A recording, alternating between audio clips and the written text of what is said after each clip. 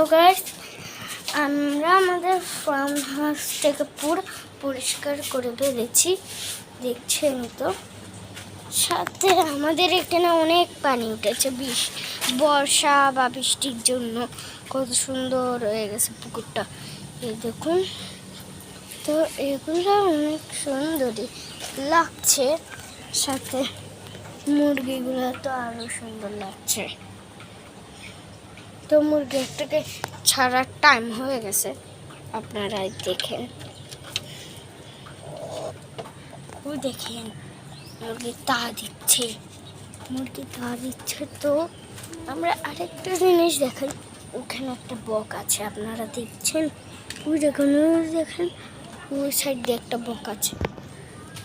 তো এখানে সাপ আছে এখন। তো আমি দেখাচ্ছি কত সুন্দর সুন্দর দৃশ্য আছে আর কি। তো দেখেন মুরগিটাকে, তো মুরগিটা সুন্দরই আছে, আমার সুন্দরই লাগে, দেখেন ভিতরে। তো এখন আমরা ওই দেখেন, এটা হচ্ছে হাঁসের ঘর, মানে হাঁসের হাউস।